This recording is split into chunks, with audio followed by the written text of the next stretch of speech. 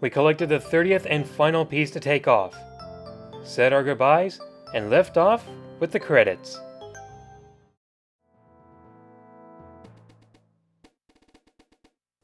It's time for the final part, and as you can see here, this is just a result of the best days, my most surviving Pikmin, and the total and the least amount that I've lost, in order of my best.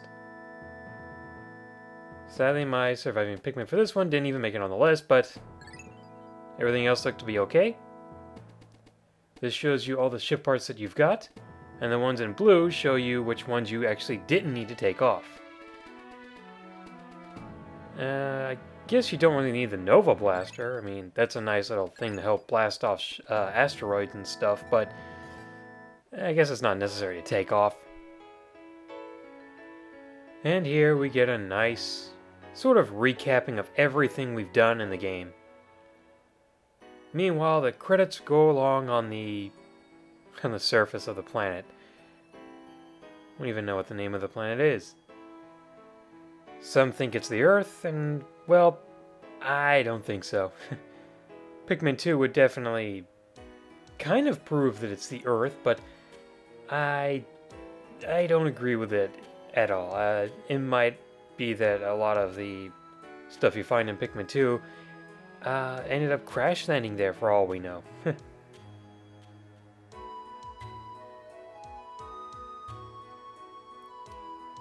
It is kind of hard to read the names, and I'm not just saying because they're in Japanese. No, that's not it at all. I'm just saying because of the fish eye lens thing here.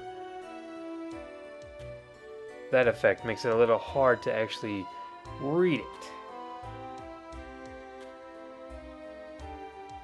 Bill Trinan, man, how long has he been with North American localization? He's been there even since Star Fox 64. I recognize his name in that. Man, he's been there for a long time.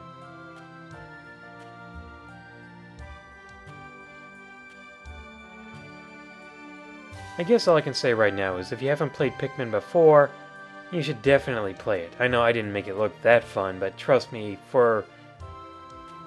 this is for a real-time strategy on a home console, this is one of the best. It's definitely worth picking up. If you get the GameCube version, get the new Play Control version. I haven't played the new Play Control version, but I heard it's a little bit better because of the controls, but either one is worth checking out. Do yourself a favor and play this game whenever you get the chance.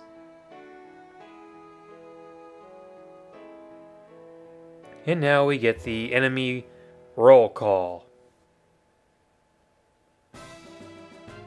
Oh yes, remember him? Ugh, glad that didn't happen to me. Armored Cannon Beetle. See, I knew I got his name right. This migrant lithopad has developed a stronger carapace than its relatives. And of course, Beady Longlegs. You know, I think they're doing this in alphabetical order. Never noticed that before, but I think that's what they're doing. Waxy secretions form this creature's distinctive armored shell. Gross. And you were... Oh, the bread bug.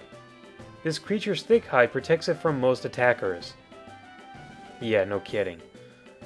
Ugh, the snag rats. Or as they're called in this one, the burrowing snagrats. I always call them snag rats. The bluish hue of its feathers distinguishes it from the burrowing snarrow. There's more! Candy Pop Bud. Okay, see, I think I got it right. Could this be the next step in Pikmin evolution? Like the Pikmin themselves, it has many mysteries. Me, I don't believe in evolution, but that's just me. Dwarf Bull Bear. Ha! I knew they were the bull bears.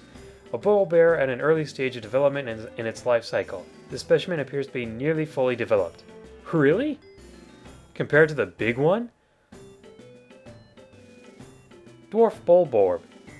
Although similar in appearance to Bulborbs, these belong to a totally different species. Then why even call them the Bulborb if they belong to something else? I mean, what do they belong to? Emperor Bulblax. This massive grub dog buries itself when hunting. Huh. It's a grub dog, huh? Fiery blowhog, got that one right. This creature expels a combustible phosphor that ignites at moderate temperatures. Of course, it's the swooping snitch bug. And I deeply hate this guy. Well, I just can't tolerate him. This rare species uses its antennas as wings. That's pretty cool. And of course, this is the Gulix. And you would have fought him in the impact site on later days. A watery gelatinous membrane protects this creature's nervous system. Those are basically the only thing you don't have to worry about, the honey wisp. This creature collects nectar from the larva waiting in its nest.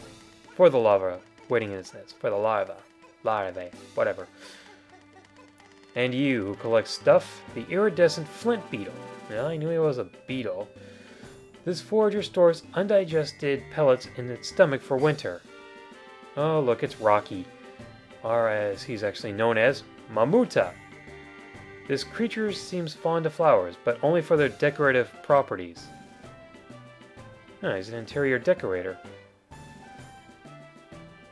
What were you? Pearly Clam. Okay. Though beautiful, this milk's pearls are thin and fragile. The rosy pellet, if I'm not mistaken. Oh, I'm sorry. I am mistaken. It's pellet posy. What did I call it again? I don't know. This sparsely growing plant is able to crystallize nectar into round pellets. And of course, it's Puffstool, who turns your Pikmin into purple Pikmin who attack you. Many consider this walking fungus a delicacy. It's also quite poisonous, I would think. With all those spores. The puffy blowhog. Instead of breathing fire, this species uses its hydrogen to float. Man, that thing is a lot bigger than the fiery blowhogs. Sheer grubs, huh? Alright, males of the species are purple and have an armored head. Yeah, okay, so that means these guys are the shearwigs. Not sure why they're called that. The males of the species are able to fly, but the females remain underground. So I guess that means we never see the females then. Oh man, the smoky prog. Thought to be a malformed larval Mamuta. See, it's just malformed, not mutated. Spotty bullbear. This rare subspecies of bulbarb has a certain indefatigability.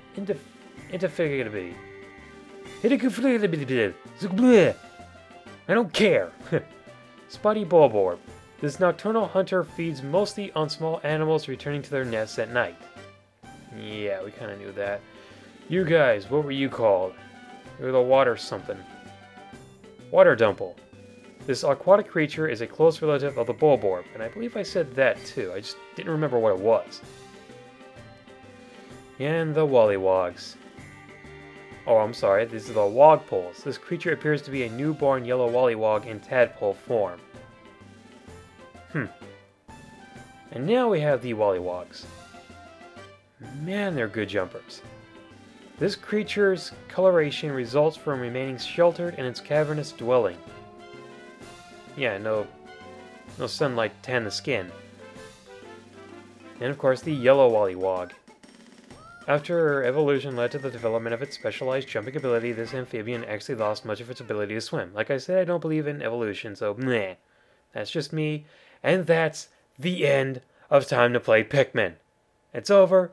Done. Happy, the end. What more do you want? Take care.